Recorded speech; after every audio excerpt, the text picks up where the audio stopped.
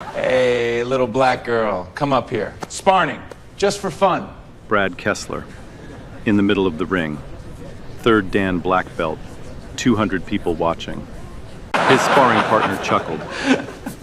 Go easy, Brad. She might run home crying to her mother. The whole hall, I'm not your joke. she said softly. Brad tilted his head. You're not funny enough to be a joke. I just need to warm up. You're just a punching bag for my entertainment. You're going too far. Too far? Brad waved his hand. I'm giving you the only chance you'll ever have to stand next to someone like me, wagging your tail and thanking me. No one could stop her. Whitney Sullivan stepped onto the mat. No gloves, no expression. Calm. You'll regret it. What happens next will be replayed 30 million times and will destroy everything Brad Kessler has built. 3 weeks before that moment on the mat, Whitney Sullivan woke up at 4:45 in the morning. Same as every day. Same cracked alarm clock. Same cold apartment in East Durham, North Carolina. She made instant coffee. No sugar. Couldn't afford it this week. Rent was late again. The kitchen light flickered twice before staying on. By 5:15, she was running. Not jogging. Running. 3 miles through dark streets before the city woke up. By 6, she was at Oscar's gym. Oscar Williams ran the smallest martial arts gym in Durham County. No sign out front, no website, no Instagram.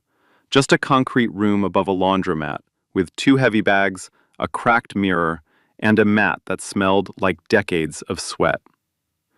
Oscar was 62, retired Marine, bad knee, steady hands.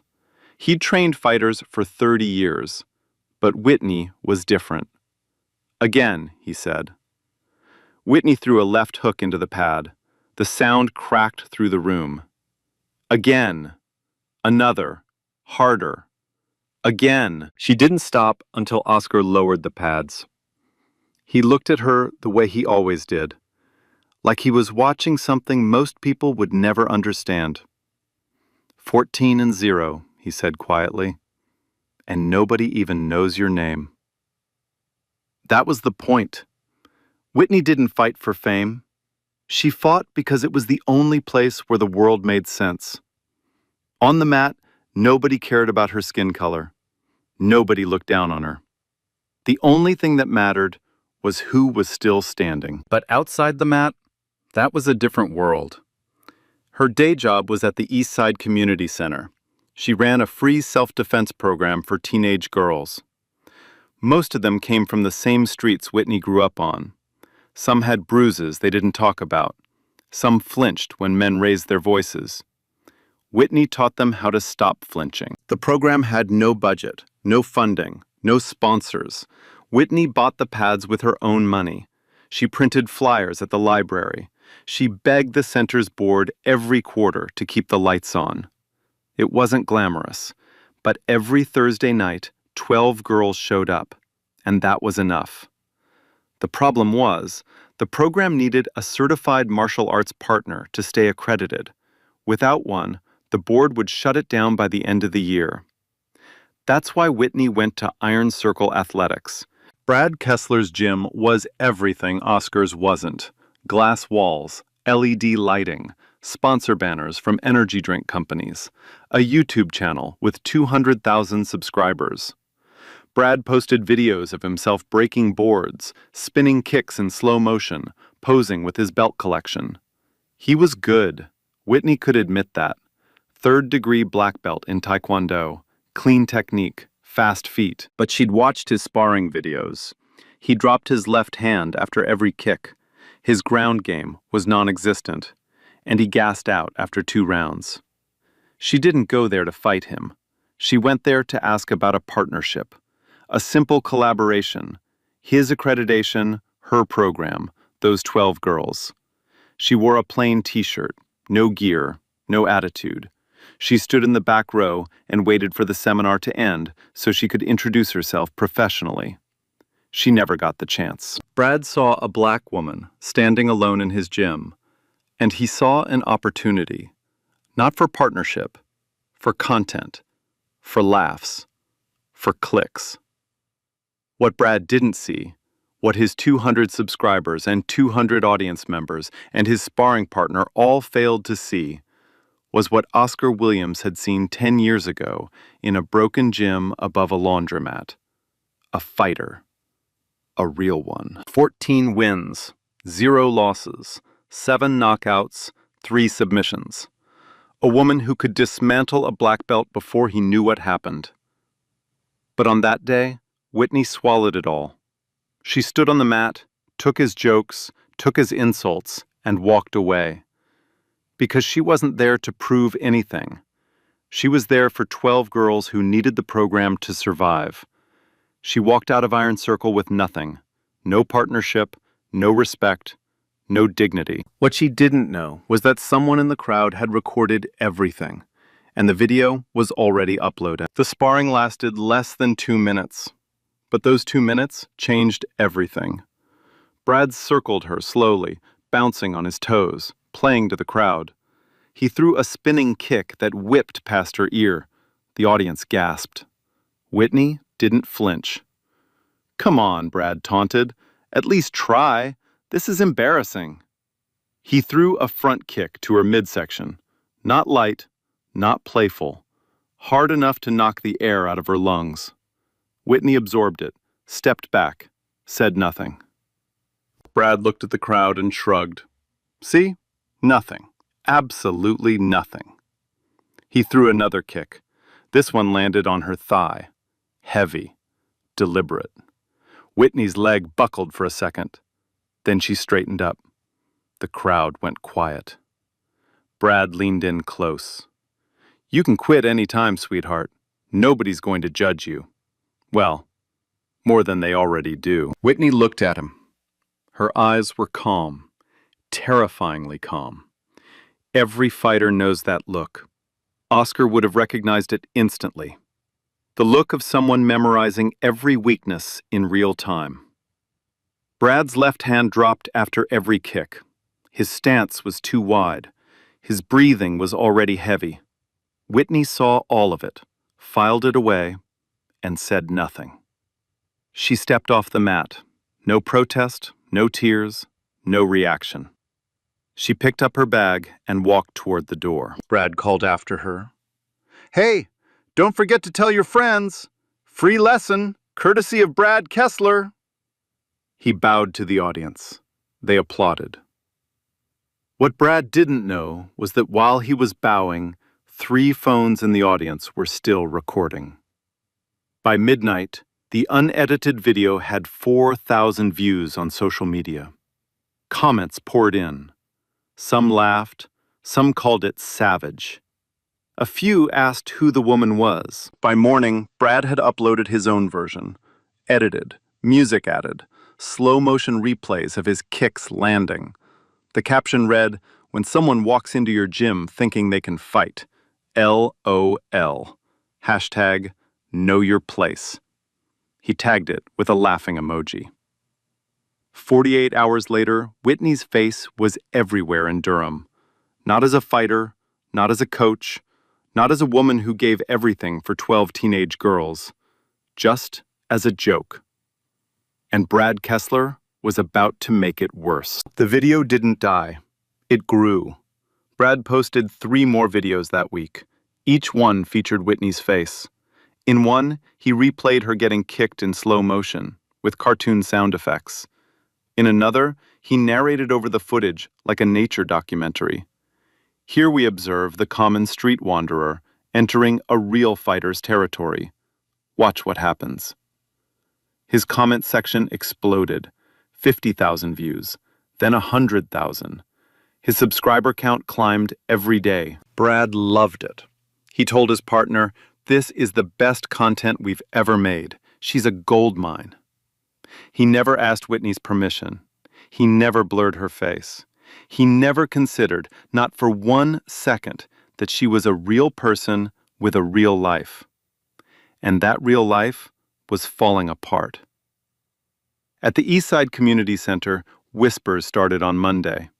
By Wednesday, the whispers were conversations. By Friday, they were confrontations. A parent named Brenda Davis pulled Whitney aside after class. "My daughter showed me a video. Is that you getting beaten up in some gym?" "It's not what it looks like," Whitney said. "It looks like you don't know how to fight." Brenda crossed her arms. "And you're teaching my daughter self-defense?" Whitney didn't answer. What could she say? The truth would sound like an excuse. The truth always does, when nobody's ready to believe you. 2 more parents pulled their daughters from the program that week. 12 girls became 10, then 8. Whitney kept showing up. Every Thursday, same time, same room, fewer faces. Oscar watched it happen. He sat in his gym, wrapping his hands slowly, choosing his words carefully. "You could end this tomorrow," he said. "One video, one clip of you training. Show them who you really are." "And then what?" Whitney hung the heavy bag back on its chain. "I become the angry black woman who fights people? That's exactly what they want." Oscar didn't argue, because she was right. Brad wasn't finished. 2 weeks after the first video, he showed up at the Eastside Community Center, camera crew in tow, 3 guys with ring lights and microphones. He walked in during Whitney's Thursday class, 8 teenage girls on the mat, Whitney demonstrating a basic wrist escape. Brad stood in the doorway, arms crossed, grinning. "So this is where you teach." He looked around the room, peeling paint, cracked floor tiles, one folding table with a water jug. "Cute." Whitney's jaw tightened. "You need to leave." "Relax. I'm here to help." Brad stepped inside, camera rolling behind him. "I heard you're teaching these girls self-defense. That's sweet. Really." He turned to the camera. "But after what I saw on my mat, I'm worried.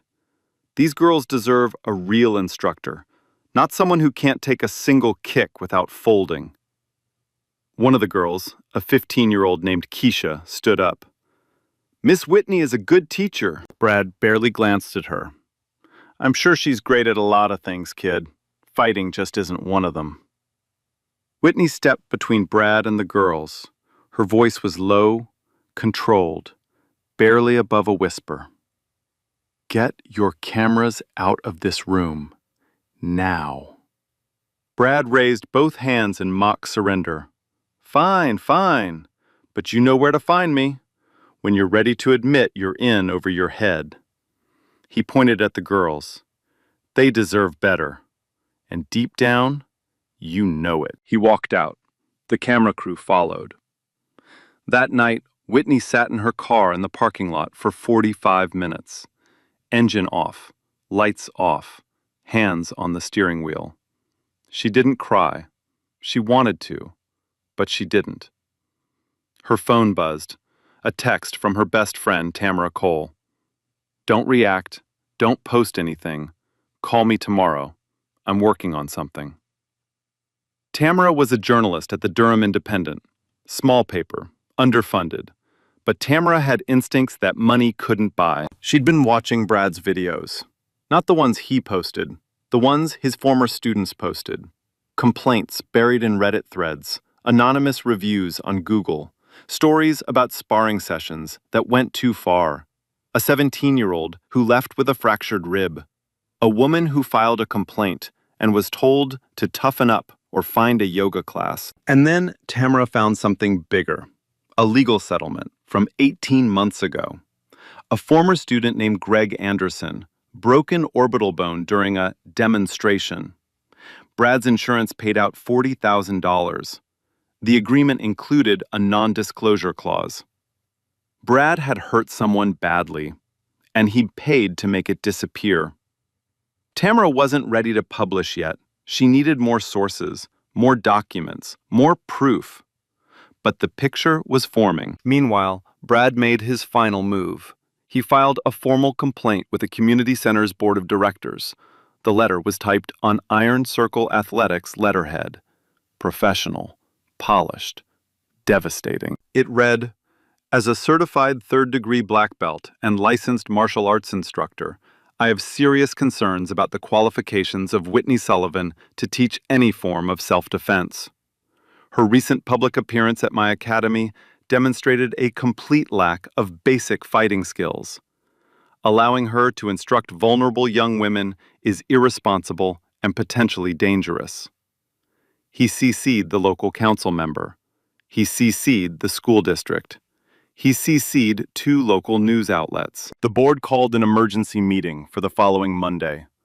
Whitney's program, the only thing that kept 8 girls off the streets every Thursday night, was now 1 vote away from being shut down. And Whitney Sullivan was running out of ways to stay quiet. The video didn't die. It grew. Brad posted 3 more videos that week. Each one featured Whitney's face without permission. In one, he replayed her getting kicked in slow motion with cartoon sound effects. In another, he narrated over the footage, like a nature documentary. Here we observe the common street wanderer entering a real fighter's territory. Watch closely what happens next. His comment section exploded. 50,000 views, then 100,000. His subscriber count climbed every day. Brand deals started coming in. A local supplement company offered sponsorship. Brad loved it. He told his partner, "This is the best content we've ever made. She's a gold mine." He never asked Whitney's permission. He never blurred her face. He never considered, not for 1 second, that she was a real person with a real life.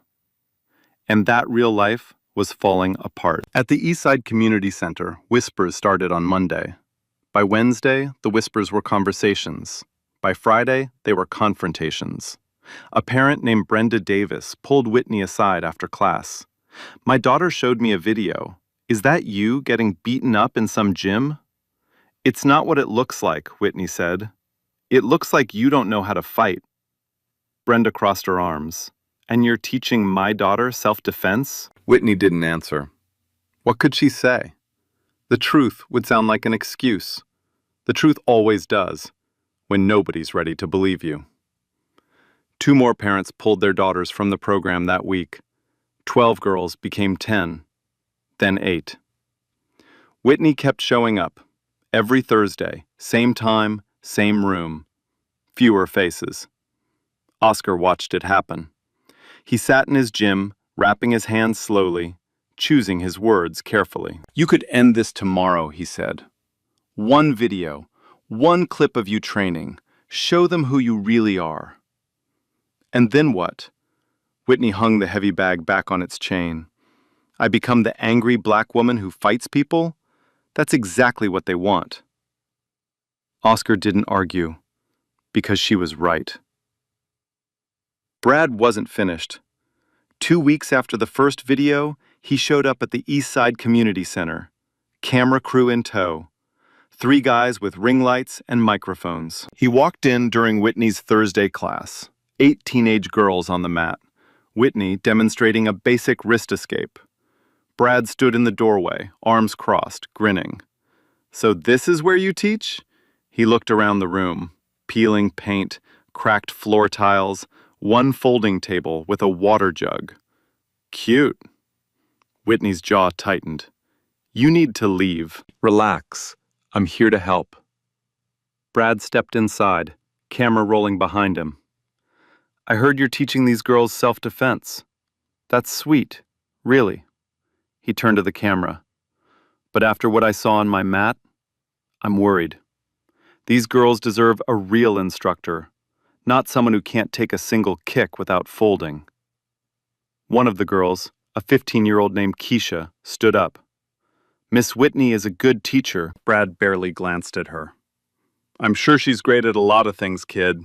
Fighting just isn't one of them."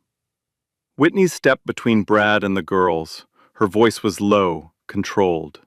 "Get your cameras out of this room, now." Brad raised both hands in mock surrender. "Fine, fine. But you know where to find me when you're ready to admit you're in over your head." He pointed at the girls. "They deserve better, and deep down, you know it." He walked out. The camera crew followed. That night, Whitney sat in her car in the parking lot for 45 minutes.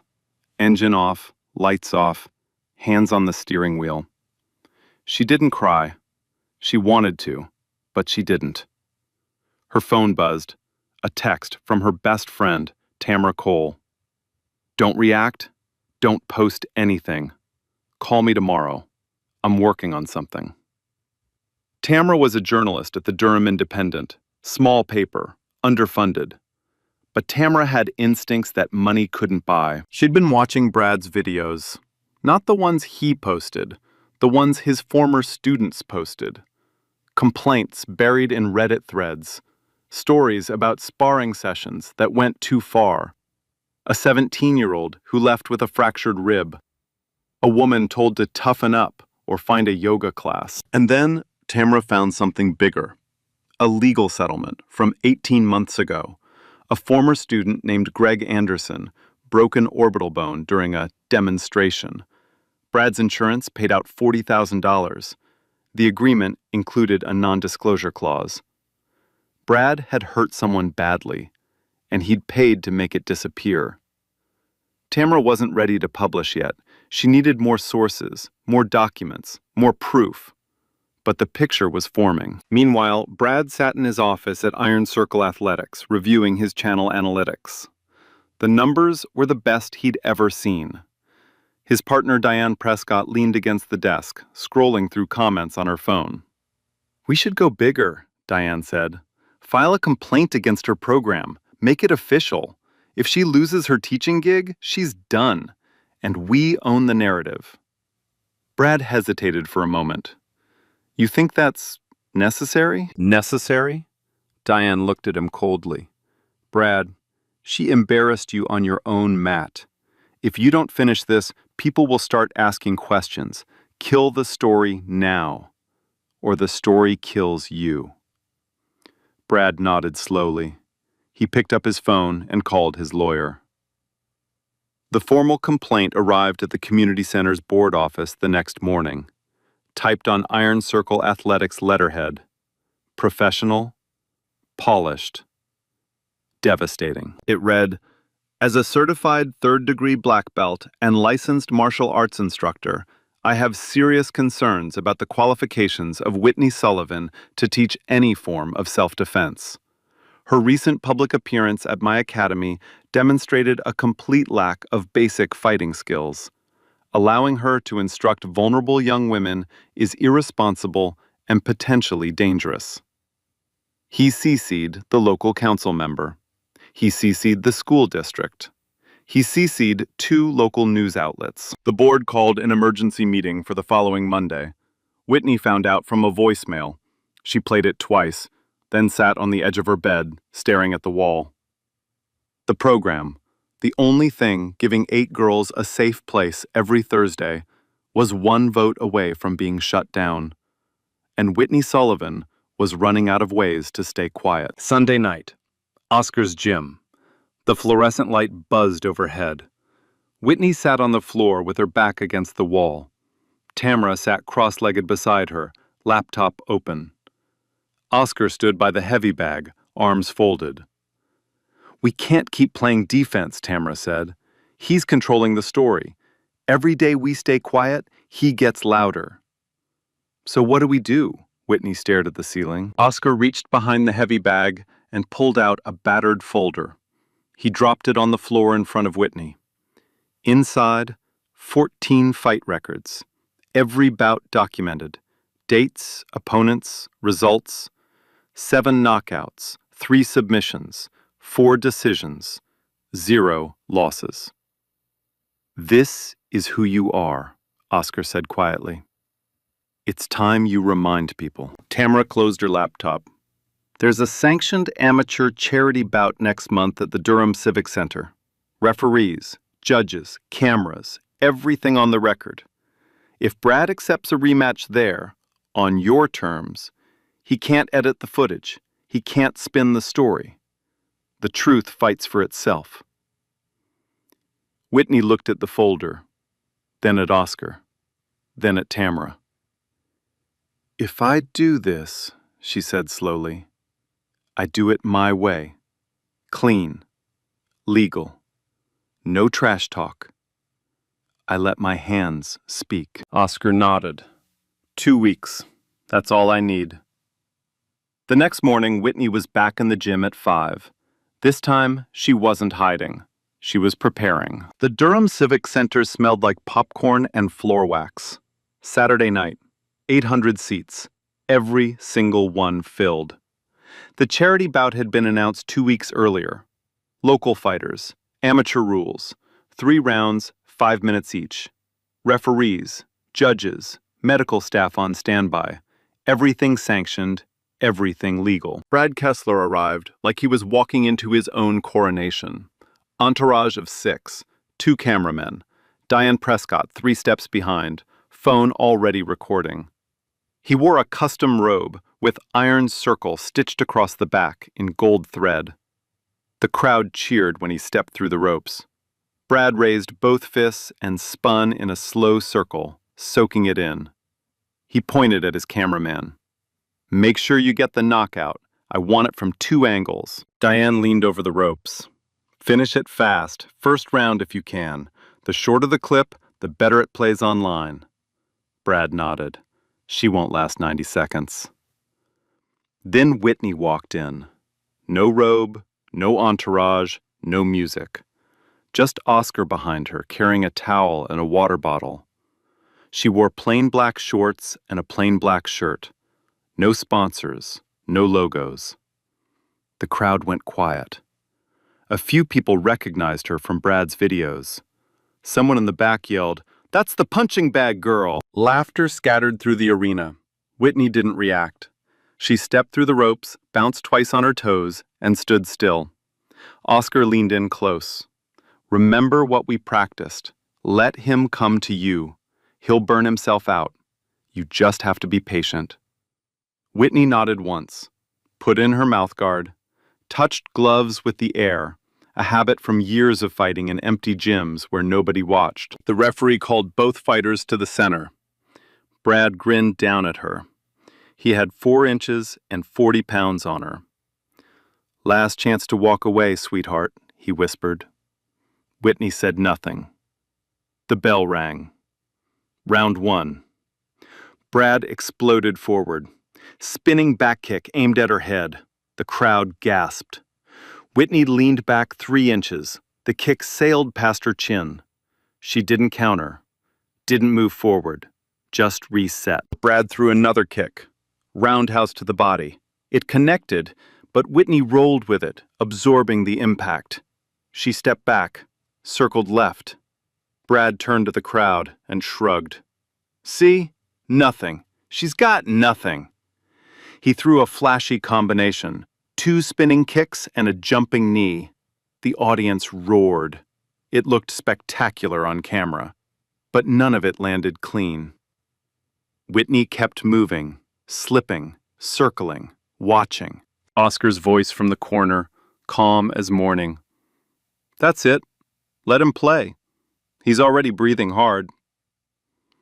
By the end of round 1, Brad had thrown 31 strikes.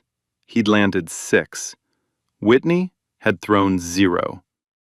But she'd learned everything she needed to know. Brad's left hand dropped after every kick. His stance widened when he was tired. He loaded his right leg before every spinning attack, a full second of warning if you knew where to look. Whitney knew where to look. Round 2. Brad came out aggressive again, but slower. His breathing was louder now. The showmanship faded. He threw a roundhouse. Whitney slipped underneath it and fired a straight right directly into his jaw. The sound cracked through the arena. Brad stumbled.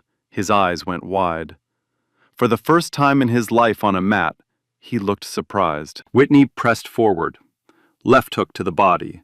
Right cross upstairs. Brad covered up, backing toward the ropes. The crowd noise shifted. The cheering stopped. Something else filled the room. Shock. Brad clinched, trying to smother her offense. Whitney broke the clinch with an inside trip, a textbook judo technique, and Brad hit the mat hard. The sound of his back slapping the canvas echoed through 800 silent mouths. The referee separated them. Brad stood up slowly. His corner was yelling instructions. Diane had stopped recording. Whitney returned to her stance, patient, controlled, waiting. Brad threw a desperate spinning heel kick. Whitney saw it coming from a mile away. She ducked underneath, shot in low, and executed a clean double-leg takedown. Brad crashed to the mat again. Whitney moved into side control, heavy, suffocating pressure. Brad scrambled, panicked. His technique dissolved into survival instinct. The bell saved him. He walked back to his corner on unsteady legs. His partner poured water over his head. Brad stared at the floor. "Who is she?" he muttered. Nobody answered. Round 3. This is the round that 30 million people would watch. Brad came out swinging, wild, desperate, a looping overhand right that had no target. Whitney slipped it, pivoted, and cracked him with a left hook that turned his legs to rubber. Brad grabbed at her, trying to clinch. Whitney sprawled, spun behind him, and sank her hooks in. Both legs wrapped around his waist, her right arm snaked under his chin. Rear naked choke. Textbook. Perfect. The arena went completely silent. 800 people holding their breath. Brad's hands clawed at her forearm, his face turned red, his legs kicked against the mat. The sound of his heels dragging across the canvas was the only noise in the entire building. 3 seconds. 5 seconds. 8 seconds. Brad tapped. Once. Twice. 3 times. Frantic. Desperate. Done. The referee pulled Whitney off. She stood up, walked to her corner. No celebration, no shouting, no trash talk. She sat down on the stool, and Oscar put the towel over her shoulders. The arena erupted. 800 people on their feet, strangers screaming. People who had laughed at her 5 minutes earlier were now chanting her name. The sound hit the walls and bounced back louder. Brad lay on the mat for 11 seconds before his corner helped him up. He didn't look at Whitney. He didn't look at anyone. He walked straight to the locker room without a word. Diane Prescott stood ringside, phone in her hand, not recording. Her face was blank. The content strategy had just been destroyed in 4 minutes and 31 seconds. Within 1 hour, the first clip hit social media. By midnight, it had 2 million views. By Sunday morning, 11 million. By Monday, 30 million. The hashtag started small. Hashtag Whitney Sullivan. Then it grew. Hashtag Who is Whitney? Then it became something bigger. Hashtag Stand Up with Whitney. Comment sections exploded across every platform. She let him talk, then she let her hands talk. 14 and 0, look it up. That man called her a punching bag. She turned him into a punching bag. Whitney didn't post anything, didn't do interviews, didn't respond to a single message. She went back to the community center on Thursday. 8 girls on the mat, same room, same cracked tiles, but this time, the whole world was watching. And 48 hours later, a certified letter arrived at Whitney's apartment. Return address? The law offices of Caldwell and Greer, attorneys representing Brad Kessler and Iron Circle Athletics, LLC. The letter contained 2 words that changed everything. Excessive force. Brad couldn't beat her on the mat, so now he was going to try to beat her in court. The letter was 3 pages long. Whitney read it at her kitchen table under the flickering light. Each paragraph hit harder than the last. Defendant Whitney Sullivan did knowingly and willfully apply excessive and disproportionate force against plaintiff Brad Kessler during a sanctioned amateur sporting event, resulting in physical injury, emotional distress, and significant damage to professional reputation. Brad was suing her for $250,000. Whitney set the letter down. Her hands were steady. Her stomach was not. She called Oscar first, then Tamara.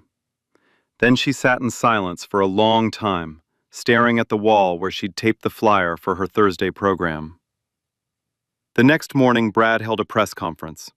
He sat behind a table at Iron Circle Athletics, his right arm in a sling. Diane Prescott stood beside him, managing the room like a conductor. 4 local news cameras, 2 print journalists. Brad spoke softly, carefully. The arrogance was gone, replaced by something rehearsed.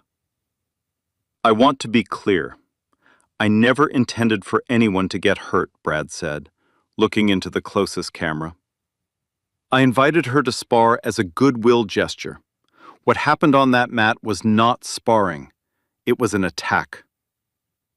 A reporter raised her hand. The video shows you taunting her before the match.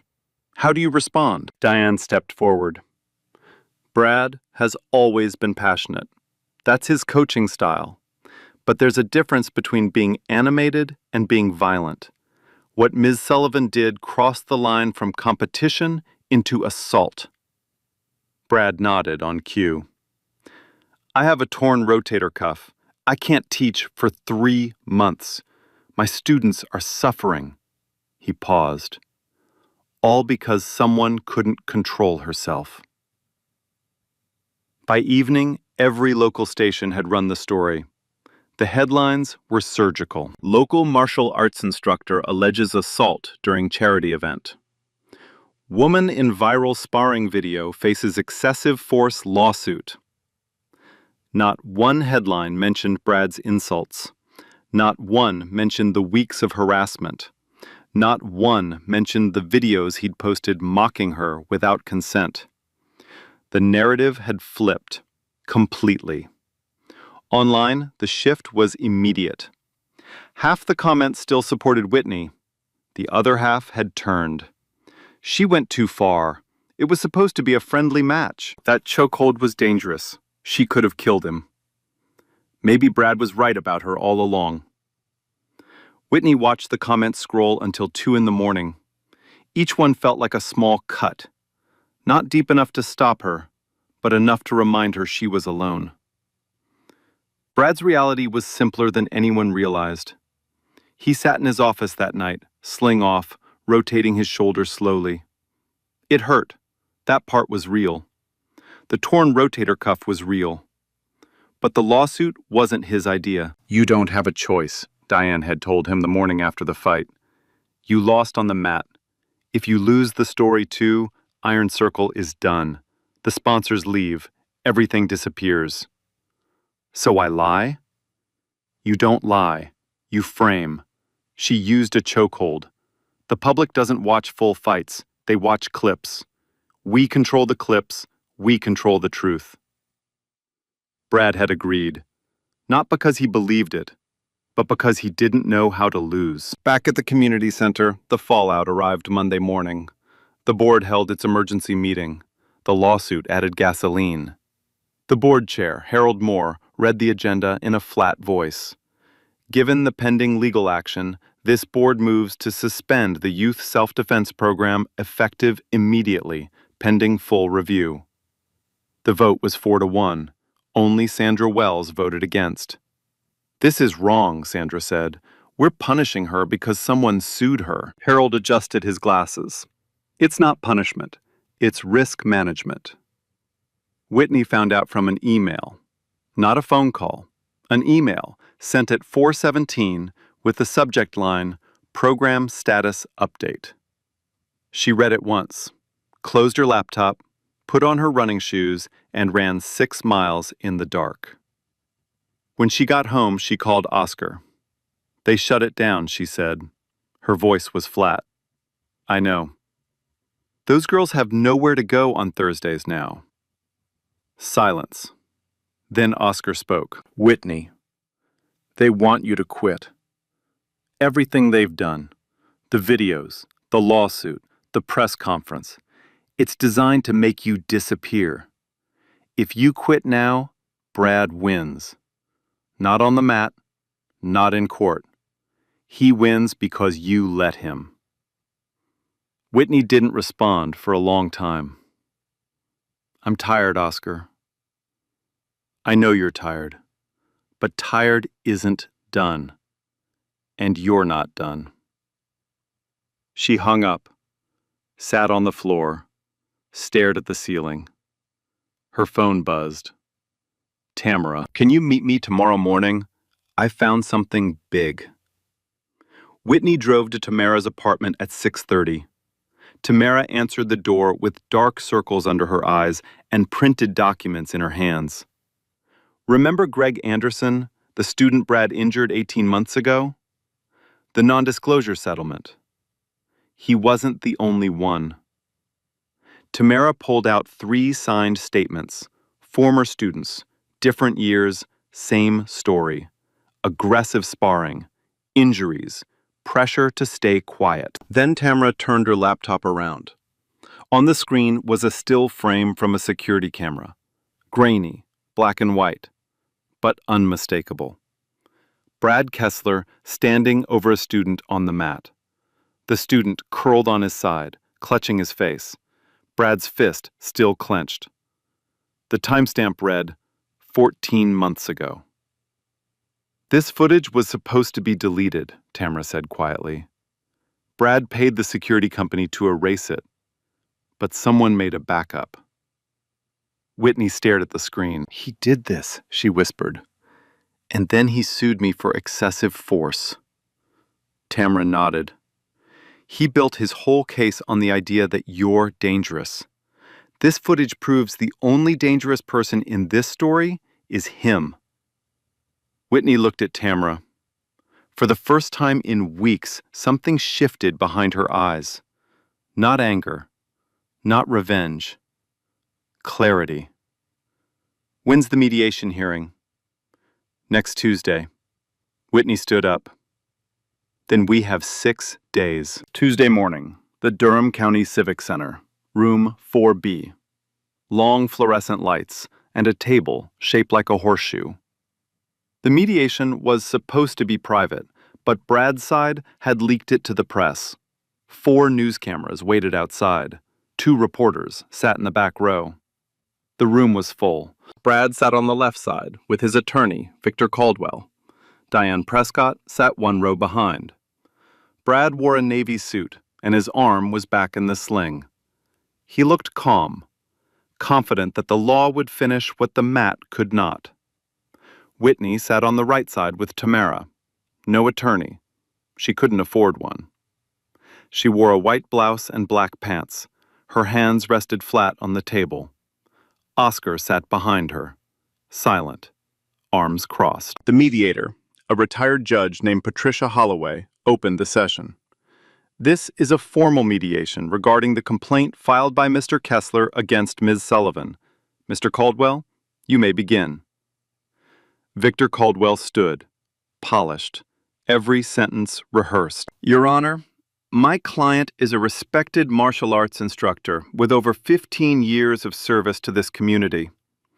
On the night of the charity bout, Ms. Sullivan applied a rear-naked chokehold with excessive force, resulting in a torn rotator cuff, cervical strain, and severe emotional distress. He placed a medical report on the table. Then a printed screenshot of the viral video, frozen on the frame where Whitney's arm was locked under Brad's chin. This was not competition. This was punishment. Caldwell paused, looked at the cameras, sat down. Patricia Holloway turned to Whitney. Ms. Sullivan, you may respond. Whitney stood slowly. The room went silent. Every camera pointed at her. She spoke the way Oscar had taught her to fight. Patient, precise, impossible to rattle. I'd like to show 3 pieces of evidence, Whitney said. Holloway nodded.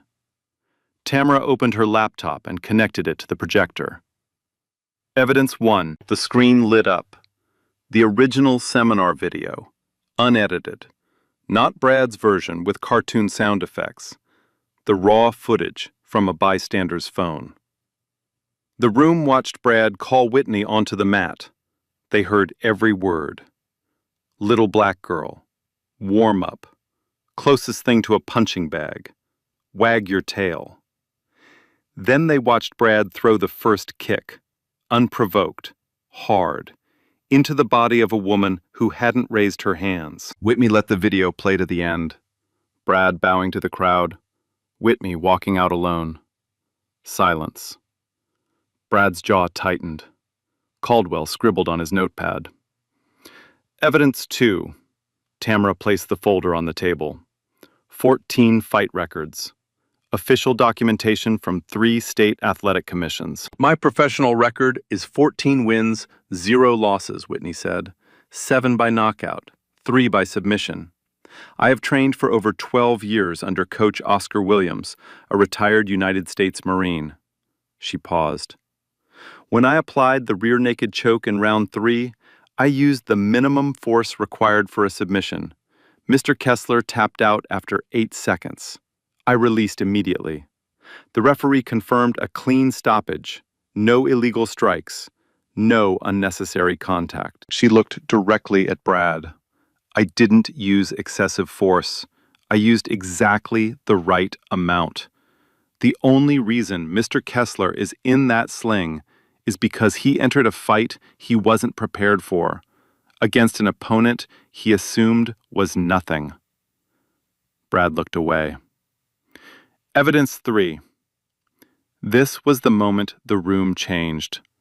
Tamara hit play. The security camera footage appeared on screen. Grainy, black and white. Unmistakable. Brad Kessler, standing over a young student on the gym floor. The student curled on his side, hands covering his face. Brad's fist still clenched. 2 students frozen in the background. The timestamp read, 14 months ago. Tamara placed 3 signed statements on the table. Statement 1. Greg Anderson, age 22. Broken orbital bone during a demonstration. Settlement of $40,000. Non-disclosure agreement signed under pressure. Statement 2. Tyler Brooks, age 19. Fractured rib during a sparring session described as instructional. Statement 3. Monica Wells, age 26.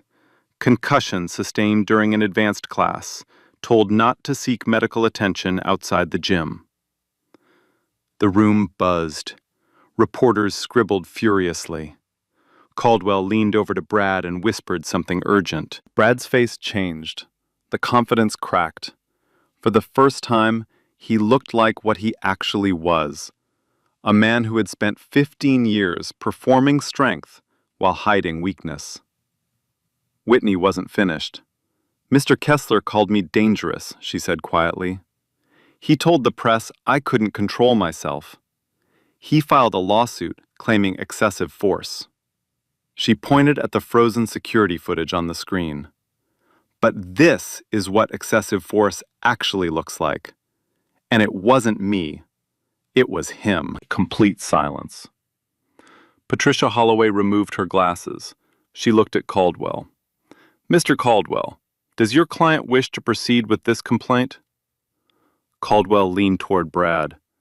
They whispered for 10 seconds. 20. 30. Brad's hands were shaking. Caldwell stood.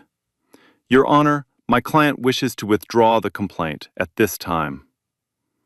The room exhaled. The damage was already done. The reporters had everything. The footage, the statements, the records, the withdrawal. Diane Prescott stood up from the back row, walked to the door, and left without looking at Brad. Not a single word. Her silence said everything. Brad sat alone at the table, sling on, suit wrinkled, eyes on the floor. His attorney packed his briefcase and left without shaking his hand. Whitney gathered her folder. Tamara closed her laptop. Oscar stood and put his hand on Whitney's shoulder. "You did it," he said. Whitney shook her head. "Not yet. This isn't over until those girls are back on the mat." She walked out of the room. Cameras followed her down the hallway. Reporters shouted questions. She didn't stop, didn't turn. She walked through the front doors into the afternoon sun. Tamara beside her, Oscar behind her. For the first time in 6 weeks, Whitney Sullivan took a full breath. But she was right. It wasn't over yet. Because by nightfall, Tamara's story would go live. And when it did, Brad Kessler's world wouldn't just crack. It would collapse. Tamara's article went live at 9 that evening. The Durham Independent published it on their website with the headline, "Behind the Belt, 3 students, 1 cover-up, and the fighter who exposed it all." The story included everything.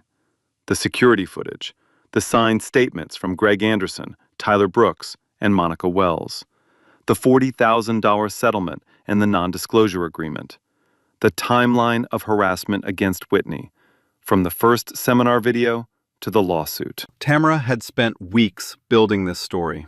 Every source verified, every document cross-referenced, every claim backed by evidence. By midnight, the article had been shared 14,000 times. By morning, it was picked up by 3 national outlets. By the end of the week, it had been read by over 2 million people.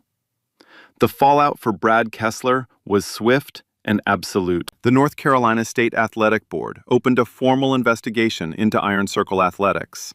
3 families filed official complaints, the same families who had been silenced by settlements and fear. Brad's sponsors pulled out within 48 hours. The supplement company, the equipment brand, the local sportswear shop, every single one.